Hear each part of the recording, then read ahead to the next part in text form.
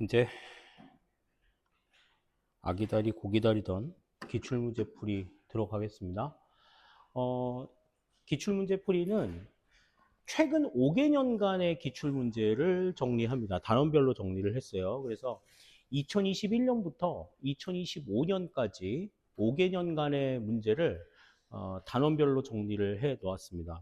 그래서 여러분들이 이제 내용들을 보시면 이제 그게 어떻게 정리가 되어 있는가 하는 것들을 아실 수가 있을 거예요. 그럼 지금부터 1번부터 내용들을 같이 생각을 해보겠습니다. 1번부터 내용들을 생각을 해보는데 여러분들 아까도 말씀을 드렸지만 분명하게 여러분들이 알아두셔야 될 것은 문제를 하나를 볼 때 지금 상황에서는 정답은 왜 정답이고 정답이 아니면 왜 정답이 아닌지를 분명하게 정리를 조금 해 두셔야 돼요. 그러니까 시험장에서 문제를 풀 때는 그냥 이거는 확실하게 이렇게 걸러내고 이게 답이야. 그래가지고 답 딱 찍고 넘어가면 되는 거야. 그건 시험장에서는 할 일인 거고, 그렇게 시험장에서 그렇게 문제를 탁탁탁탁 걸러낼 수 있을 힘이 생기려고 하면 지금 여러분들이 문제를 보실 때는 4개의 선택 지문을 전부 다 꼼꼼하게 보셔야 된다. 요걸 이제 머릿속에 조금 염두에 두시고 1번 문제부터 같이 살펴보겠습니다. 1번 보시죠. 자, 정부 실패의 원인 중 다음 설명에 해당하는 것은 그랬습니다. 자, 정부 실패의 원인, 그러면은 우리가 이제 여러 가지가 있었어요. 그죠? 아까 내부성도 있었고, X 비효율성도 있었고, 파생적 외부 효과, 그 다음 권력의 편제, 이렇게 이제 4가지가 있었지. 그리고 이제 그 표에는 정리가 되지 않았지만, 비용과 수익의 절연, 이런 것들도 있었어요. 비용과 수익의 절연이라고 하는 것은 이제 어떤 서비스에 대한 비용을 부담하는 사람과 혜택을 보는 사람이 서로 다를 경우, 이럴 경우 정부가 서비스를 누구의 입장에서 맞춰가지고 해줄 거냐, 이거를 이제 고민하는 상황이라고 이제 볼 수가 있는데, 지금 여기에서는 이제 그런 부분들은 아닌 것 같고, 보기에서 설명하는 내용이 이제 어디에 해당이 되는가를 지금 봐야 되는 거죠. 자, 보기 내용 봅시다. 비공식적 목표가 공식적 조직 목표를 대체하는 현상으로서 관료 자신의 개인적 이익이나 소속 기관의 이익을 사회적 목표보다 우선 고려함으로써 사회 전체의 목표와 조직 내부의 목표 간 괴리가 발생하는 것이다. 그랬습니다. 여기서 말하는 이 사회적 목표라고 하는 게 뭐야? 이 공익인 거죠. 그러니까 공익보다 관료의 개인적인 이익이나 소속 기관의 이익을 더 우선하면서 발생하는 현상이다. 그러니까 이거는 이제 어디에 해당이 되는 거냐 하는 거지. 자, 1번. 파생적 외부 효과는 뭐예요? 파생적 외부 효과는 문제 해결을 위한 대응 방안을 냈는데 그 대응이 불완전함으로 인해서 또 다른 문제를 야기하는 이런 악순환을 우리가 파생적 외부 효과라고 이야기한다 그랬죠. 1번은 이제 틀린 내용이고, 2번. X 비효율성은 독점으로 인한 비효율성이라고 말씀을 드렸어요. 그러니까 여기서는 지금 독점이라는 얘기가 지금 안 나와 있지. 2번도 틀린 내용입니다. 다음 3번. 권력의 편제는 국가 권력이 모두에게 고르게 배분이 되지 않고 특정하게 누구에게만 치우쳐서 작용을 하는, 그로 인해서 다른 쪽에서는 얻고 싶어도 그 권력의 도움을 얻지 못하는 이 같은 상황이라고 얘기를 했죠. 그래서 3번이 틀린 내용이 되겠고, 다음 그러면 이제 4번 하나만 남는 거네. 내부성. 내부성이라고 하는 것은 뭐였어요? 공익과 공무원 개인의 이익 간의 충돌. 이걸 우리가 내부성이라고 얘기했죠. 그러니까 지금 여기에서 설명하는 내용은 내부성에 대한 내용이다. 1번의 정답은 4번이 된다. 이렇게 볼 수가 있겠어요. 그러니까 이 내부성 맞추는 걸로 끝날 문제가 아니라 각각의 내용들이 무엇을 의미한다 하는 것들도 분명하게 정리를 해둬야 된다 하는 것 다시 한번 말씀을 드리겠습니다. 자, 다음 2번입니다. 신행정론에 대한 설명으로 옳지 않은 것은 그랬어요. 자, 신행정론이라고 하는 것은 어떤 거야? 신행정론은 과거에 이제 그 기존의 그 관료제 중심의 이 행정 자체가 모든 사회 문제를 다 해결하지 못했다. 그러니까 예전에는 관료제라고 하는 시스템 하나에다가 모든 행정의 문제들을 전부 다 집어넣어가지고 해결책을 찾는 거였다. 그러다 보니까 이제 어떤 문제들이 생겨? 이 관료제 시스템으로 인해 가지고 해결이 잘 되는 문제들도 있지만 해결이 안 되는 문제들도 있어. 해결이 되는 그 비율 자체가 굉장히 떨어지는 경우들도 있더란 말이지. 그래서 이제 신행정론 같은 경우에는 이 문제에 집중하자. 이 문제의 본질에 집중을 해서 이 문제를 해결할 수 있는 방안들을 적극적으로 찾아보자 하는 관점에서 등장한 개념이란 말이에요. 그래서 과거에 이제 행태주의 접근법 같은 경우에는 이 모든 이 같은 내용들 어떻게 움직이는지 이 행정이라고 하는 것은 관료들의 어떤 행태를 통해서 검증을 할 수가 있다라고 주장을 했었는데 검증하는 게 그게 뭐가 중요하냐 그거야. 논리적으로 뭐 그럴듯하게 얘기를 해도 실제 문제를 해결할 수 있느냐? 그렇지 못했다라는 거지. 그러니까 실제 문제 해결에 보다 조금 더 역점을 둔 것이 바로 신행정론이라고 볼 수가 있어요. 자, 그러면 그와 관련된 설명으로 옳지 않은 걸 골라라 그랬어요. 1번.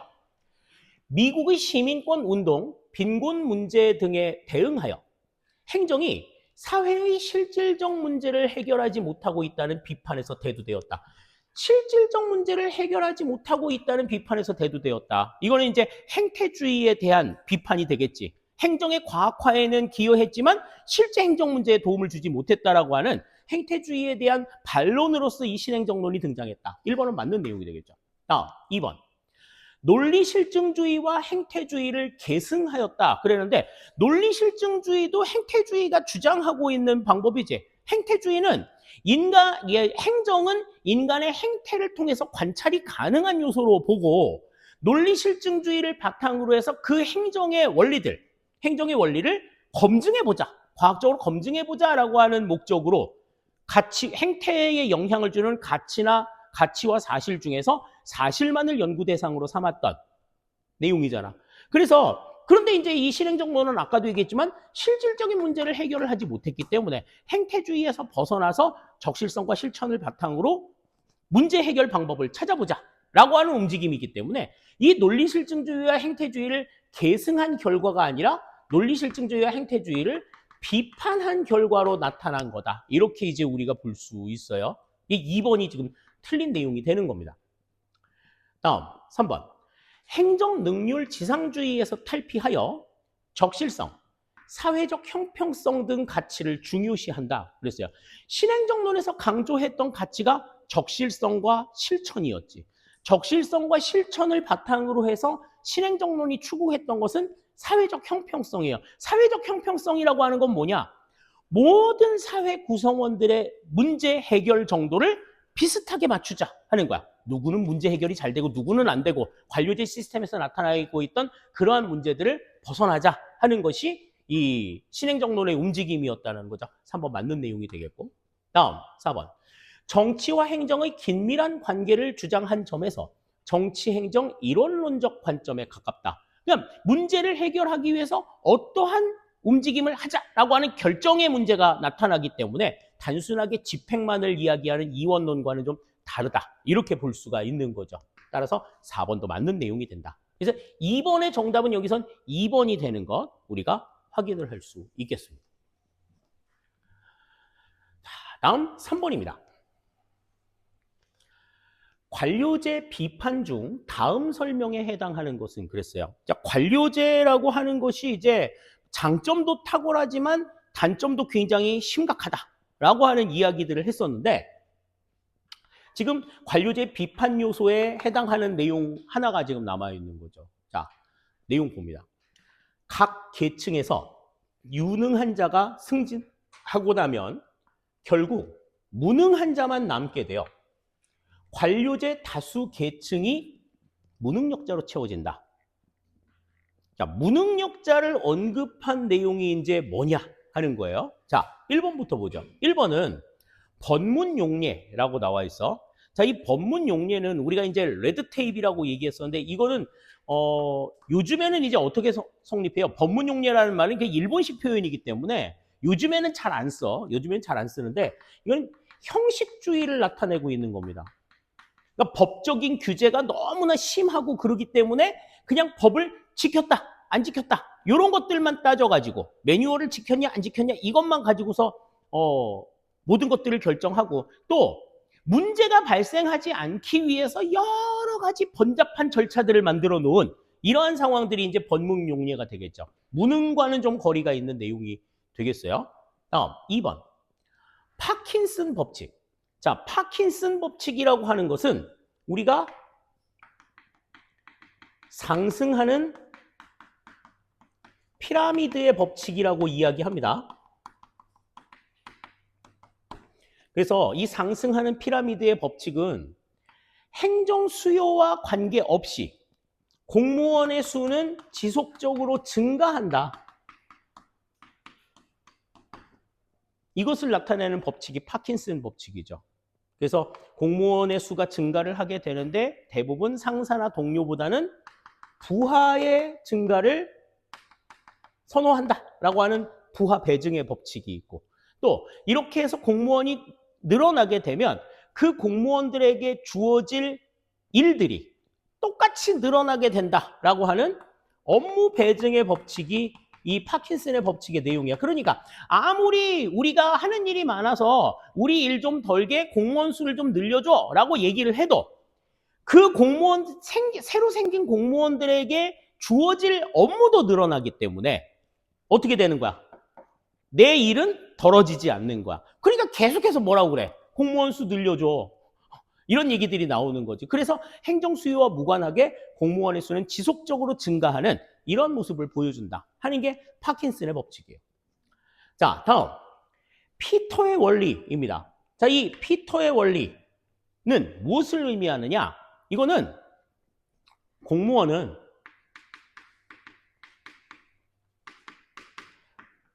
자신의 무능이 드러날 때까지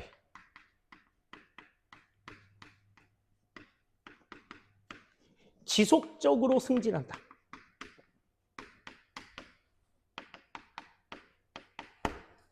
언제까지 승진한다고?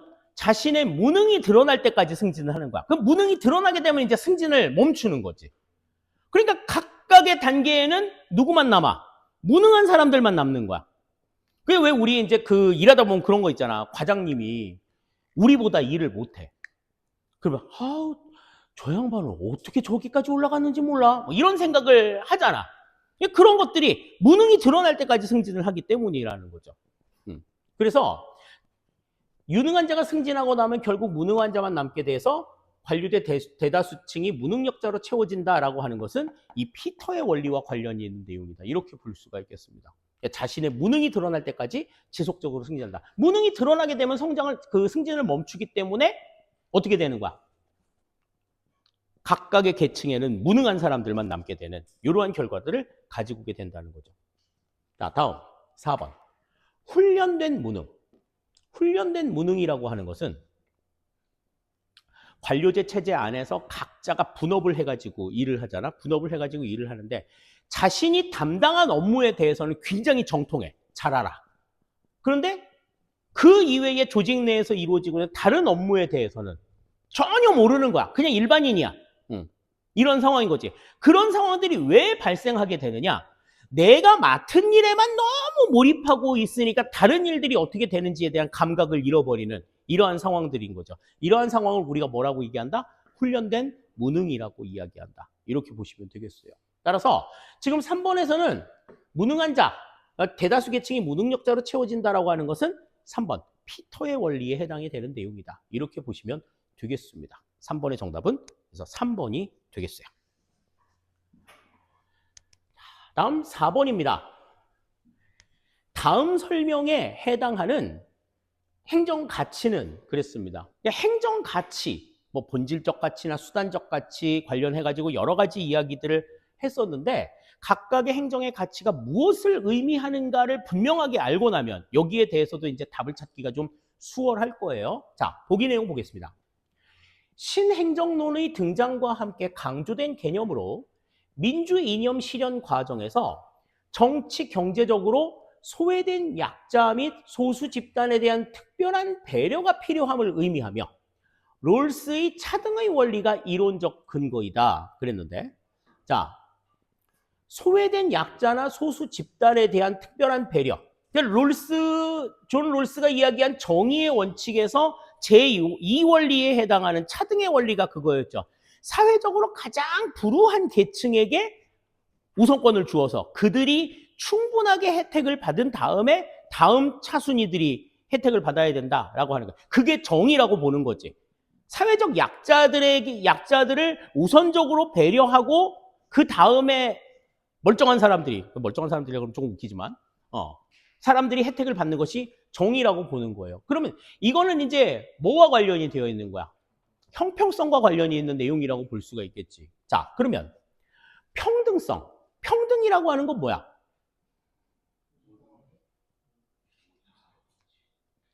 평등성이라고 하는 것은 모두에게 똑같은 기회를 부여해주고 모든 사람들에게 공정한 기회를 부여해주는 상황들인 거지. 그러니까 같은 위치에 있는 사람들은 똑같이 대우해주는 이 같은 상황들이 이제 평등에 대한 내용이고, 형평성 같은 경우에는 평균의 수준을 맞춰주는 거야. 그치? 좀 모자란 사람들은 채워주고 남는 사람들 거 좀 덜어내고 이렇게 해서 전체적인 평균의 수준을 맞추는 게 형평성에 대한 내용이다. 그러니까 정치 경제적으로 소외된 약자나 소수 집단에 대한 특별한 배려를 강조하는 것은 여기서는 형평성과 관련된 내용이다. 이렇게 보시면 되겠고요. 자, 다음 민주성. 민주성은 구성원들 전반의 참여를 보장하는 성질을 우리가 민주성이라고 이야기한다 그랬죠. 여러 가지 의견들을 고루 반영한다든지 뭐 이런 것들이 이제 여기에 해당이 된다고 볼 수 있겠습니다. 자, 다음 4번. 능률성은? 자, 능률성이라고 하는 것은 우리가 이제 보통 지금 시험에서는 효율성하고 구분을 잘 안 해요, 시험에서는. 근데 이제 좀 구분을 할 필요가 있기는 한데, 자, 능률성이라고 하는 것은 뭐냐 하면 제한된 자원의 범위 아래에서 최대의 성과를 얻는 거야. 물론 이제 거기에서 이제 투입 대비 산출이 들어갈 수가 있겠지. 투입 대비 산출이 들어갈 수는 있는데 제한된 투입할 수 있는 자원이 제한되어 있는 상태에서 얼마만큼 최대의 성과를 낼 수 있느냐. 이게 능률성이라는 거지. 그러니까 다음 주에 우리가 시험을 보는데 일주일 남은 시간을 어떻게 유용하게 써서 내가 시험에서 최대의 점수를 얻을 거냐. 여기에 대한 내용들이 능률성에 해당이 되는 내용이다. 이렇게 볼 수가 있겠어요. 따라서 4번의 정답은 2번. 형평성이 정답이다. 이렇게 우리 볼 수 있겠습니다. 자, 다음 5번입니다. 행정이론에 대한 설명으로 옳지 않은 것은 그랬어요. 자, 행정이론과 관련된 설명이 지금 이제 나왔는데 특히 이제 이 지방직 시험에서는 새롭게 등장한 행정이론에 대한 언급이 지금 계속해서 이루어지고 있다는 걸 좀 생각을 하셔야 돼요. 그게 이제 보기 1번에 나와 있는 내용인데 공공가치관리론에서 보즈만은 정당성과 지지, 공공가치, 운영 역량으로 구성된 전략 삼각형 모형을 제시한다. 그랬는데 자, 공공가치와 관련해서는 우리가 행정의 가치에 대해서 이야기할 때 제일 처음으로 언급했었던 내용이었어요. 근데 이제 이 공공가치와 관련된 내용을 정리를 할 때는 두 가지 측면을 좀 우선 생각을 해둬야 된다 그랬습니다. 일단 무어의 공공가치와 그 다음 베리 보즈만의 공공가치를 좀 구분해서 정리할 필요가 있다. 지금 2023년부터 시작해서 2024년, 2025년 3년 연속으로 지금 지방직 시험에서 이 공공가치와 관련된 내용들이 언급이 되어 있었는데 무어는 공공가치라고 하는 개념을 처음으로 발표한 사람이야. 1995년에 자기가 공공가치 창출이라고 하는 책을 저술하면서 공공가치의 개념을 등장시켰는데 이 무어는 공공가치에 대해서 공공가치의 생산과 그다음에 총량에 관심이 있었어. 어떻게 하면 공공가치를 많이 생산할 수 있고 그 공공가치를 가지고서 의미 있는 일들을 많이 할 거냐. 그럼 우리 왜 이제 자동차의 연료 탱크 게이지처럼 공공가치가 어느 정도 있다, 지금. 그것을 측정해가지고 공공가치를 가지고 있는 공공가치를 얼마나 의미 있는 일들을 할 거냐 이런 것들을 되게 많이 생각을 했단 말이죠. 그래서 공공가치를 생산하기 위해서는 여러 가지 요소들이 필요하다. 그래서 정당성과 지지, 공공가치, 그리고 운영 역량 이 세 가지가 한데 어우러져야 공공가치가 생산이 될 수 있다라고 하는 이른바 전략 삼각형의 모형을 제시를 했고 그 전략 삼각형을 바탕으로 해서 공공가치가 생산이 되면 얼마만큼의 공공가치를 우리가 가지고 있느냐 총량의 관심을 가지면서 이들이 주장했던 게 공공가치 회계야. Public Value Account. 그래서 내 계정 안에 공공가치가 얼마나 있느냐 요거를 이제 생각한 게 이 마크 무어의 주장인 거고. 다음 베리 보즈만 같은 경우에는 보즈만은 공공가치를 논하는 데 있어서 공공가치의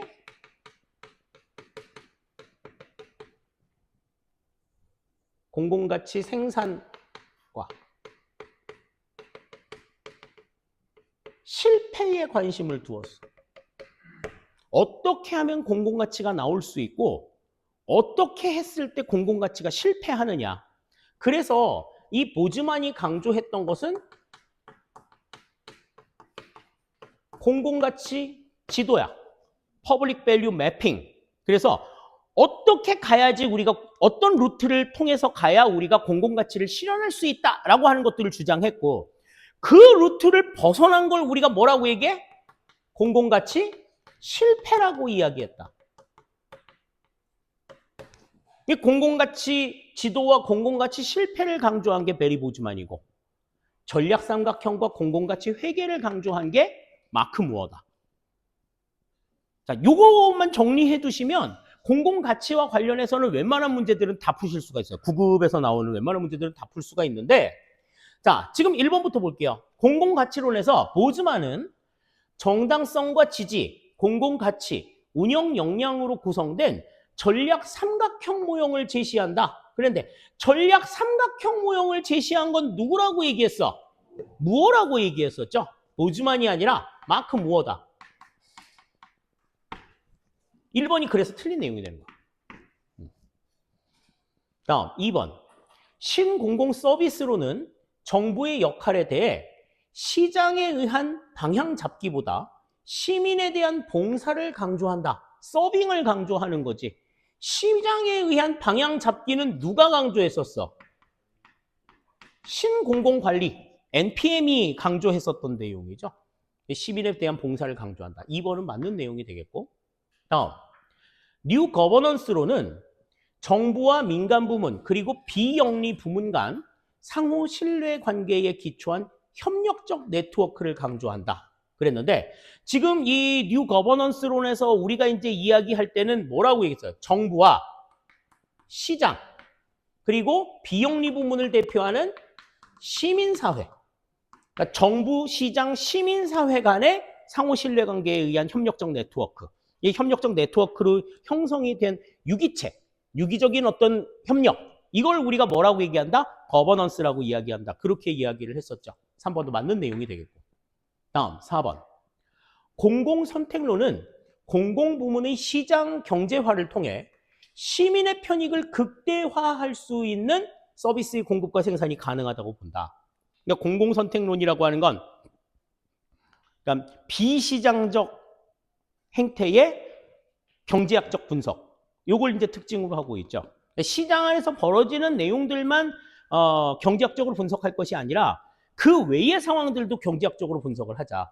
그래서 행정학에서는 이제 어떻게 공공부문의 시장 경제 논리를 적용을 시켜가지고 이제 어떻게 하면 구성원들 모두가 이익을 볼 수 있는 상황들이 생길 수 있느냐. 그러니까 뭐 대를 위해서 소를 희생시켜야 한다. 이런 움직임 말고 각자가 각자의 이익을 위해서 움직이게 되면 결국에는 모두의 이익을 위해서 움직이는 상황들이 될 거다. 이런 관점으로 내용들을 전개한 게 공공선택론이었어요. 따라서 5번에서는 지금 1번이 지금 틀린 내용이 되는 걸 우리가 알 수가 있습니다. 그런데 이 공공가치와 관련된 내용이 사실 그 시험에서 언급이 된 것도 얼마 되지 않았고 행정학 교과서에 수록이 된 것도 사실 얼마 되지 않았기 때문에 이 내용에 대해서 지금 충분하게 설명이 될 수 있는 여지들이 그렇게 많지 않아.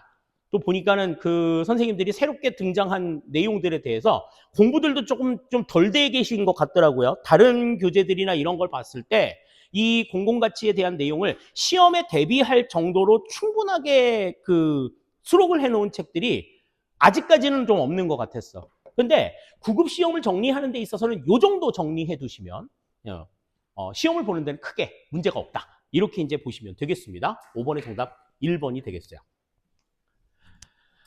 다음 6번입니다. 베버의 관료제 이론에 대한 비판으로 가장 적절하지 않은 것은 그랬습니다. 관료제 이론에 대한 비판 뭐 여러 가지가 나오는데 자 1번부터 보시면 조직의 비공식적 측면의 존재를 무시하였다 그랬습니다. 관료제는 곧 죽어도 공식 조직을 바탕으로 해서 계층적으로 움직이는 상황들인 거지. 그러니까 이제 비공식적인 측면의 존재를 무시했다. 이건 맞는 이야기가 되는 거죠. 다음 2번. 발전론의 관점에서 분업이나 협업의 체계보다는 지배 복종 관계로 보아야 한다. 상명하복의 원리. 이게 이제 이 관료제의 핵심 아니야. 그러니까 뭐 각자 뭐 좀 이렇게 잘 그 움직이는 협업의 체제가 이루어진다라고 하면은 뭐 가장 조직의 최고 책임자하고 말단 직원하고 농담 따먹기도 할 수 있고 이럴 수 있어야 되는데 관료제 체제에서는 그러기가 어렵잖아. 내가 어제 그 페루 대사관에 가서 페루 대사님을 만났거든. 근데 이 페루 대사님이 굉장히 좀 장난기가 많은 개구장이 어르신인 거야. 그래가지고는 이제 너는 한국 사람이구나. 너는 페루 사람이니? 그럼 스페인어 할 줄 알겠네. 너는 영어 할 줄 알겠네. 나는 한국어는 못 하는데 뭐 이러면서 막 이제 그 처음에 이제 아이스 브레이킹을 한다고 농담 따먹기를 하시더라고. 근데 그 옆에 그 대사관에 2등 서기관이 앉았어. 그 2등 서기관이 약간 좀 나이가 젊은 여자야. 30대 후반 정도 돼 보이는 여자가 앉았는데 뭐 자기 아들이 그 저기 초등학생인데 요즘 말을 안 들어서 너무 좀 신경질이 나고 얼마 전에 에이펙 그 정상회담이 있어서 경주에 내려갔다가 차은우를 봤는데 차은우가 얼굴이 너무 잘생겨가지고 막 좋아서 미쳐 죽는 줄 알았다고 막 이런 얘기들을 하는 거야. 근데 그런 농담 따먹기를 대사님이랑 아무런 격이 없이 하더라고. 우리나라에서는 감히 상상을 못해요. 상상을 못하는 일들이 벌어지고 있는 거지. 그래서 야, 쟤네들은 나름 되게 좀 부러운데? 이런 생각들을 했단 말이지. 관료제에서는 그걸 생각할 수가 없어. 생각하기가 어려워. 3번. 환경과의 관계를 무시한 폐쇄 이론이다. 환경과의 관계를 무시했다는 건 이제 어떤 거야? 어떠한 환경 상황이든지 관료제 체제 아래에서는 결과값이 다 똑같다. 이렇게 보는 내용인 거죠. 3번도 맞는 내용이 되는 거야. 합법성과 효과성보다는 합목적성이 더 중요한 경우가 있다. 그랬는데 관료제 체제는 곧 죽어도 이 효과나 능률성이야. 효과나 능률성보다. 합목적성이 더 중요한 경우 물론 뭐 합목적성이 중요하기는 하겠지만 합법성이나 효과성보다 우선이 되지는 않는다. 그러니까 합법성보다 합목적성이 더 우선이 된다는 거는 목적을 위해서라면 법을 어겨도 된다는 얘기잖아. 관료제는 그거는 인정을 안 하는 거죠. 4번이 그래서 여기서는 틀린 내용이 된다. 이렇게 이제 우리 생각을 할 수가 있겠습니다. 2번이 틀렸다고? 발전론적인 관점에서 봤을 때는 분업이나 협업의 체계보다는 지배 복종의 관계로 보아야 한다. 발전론의 관점에서는 응? 발전론의 관점에서는 발전행정론의 관점인 거잖아요. 발전론의 관점은 행정의 입장에서 전체적으로 나오는 거잖아. 여기 지금 어떻게 나와있니? 볼까요?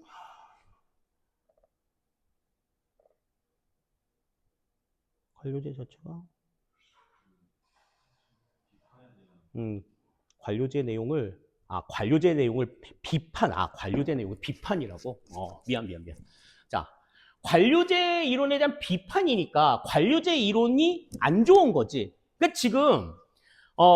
지금 발전론의 관점에서 분업이나 협업의 체계보다는 지배 복종의 관계로 보아야 한다는 건 이거는 관료제의 입장인 거잖아. 관료제의 입장인 거고, 관료제가 조직의 비공식 측면을 무시한 건 맞는 이야기인 거고, 3번에 환경과의 관계를 무시한 폐쇄 이론이라고 하는 것도 환경에 따라서 결과는 달라질 수 있다는 점에 있어서 맞는 이야기가 되는 거고요. 4번, 합법성보다 효과성 또는 한목적성이 더 중요한 경우가 있는데도 불구하고 관료제는 뭐만 생각한다는 거야? 합법성이나 효과성만 생각한다는 거지. 그렇기 때문에 지금 여기에서는 2번의 내용이 비판으로서는 적절하지가 않다고 보는 거야. 지금 1, 2, 4번 같은 경우에는 관료제가 그러한 모습들이 있기 때문에 이게 안 좋은 거야 라고 이야기를 하는 건데, 2번은 그냥 관료제는 그 관료제의 특징이 지배 복종 관계라는 점인 거지. 따라서 지금 여기서는 2번이 정답이 된다. 이렇게 이제 볼 수가 있는 거죠. 내가 요거를 살짝 까먹었네. 자, 그렇게 내용들을 정리해 두시면 될 것 같습니다. 자, 다음 7번입니다. 행정에 대한 설명으로 가장 적절하지 않은 것은 그랬어요? 아는 것?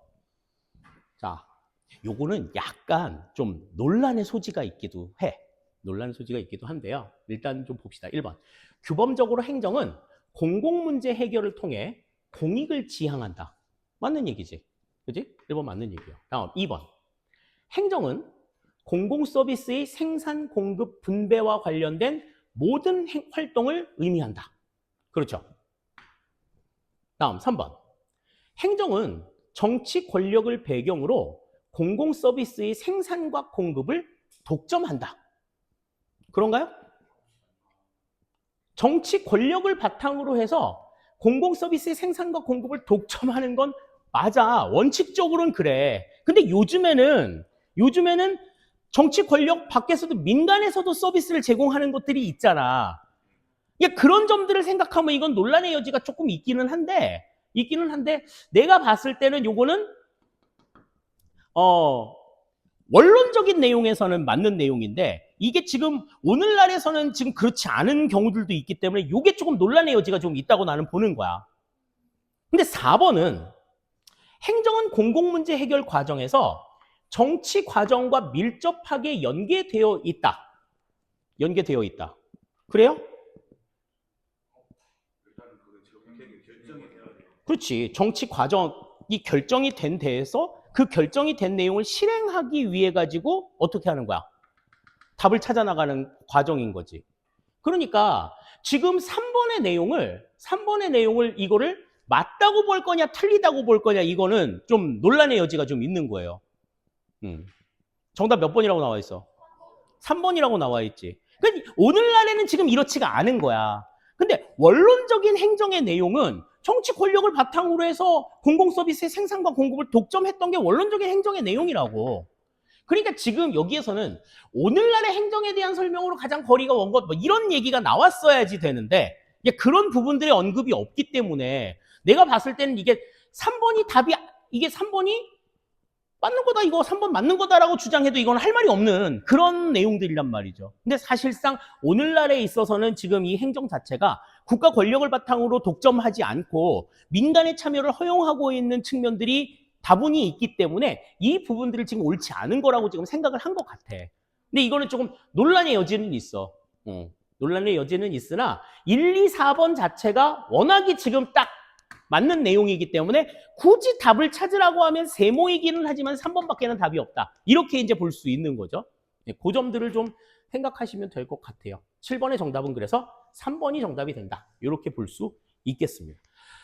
자, 이렇게 해서 이제 1번부터 7번까지의 내용들을 살펴봤어요. 자, 잠깐 쉬었다가 우리 이제 8번부터 계속 문제 풀어가도록 하겠습니다.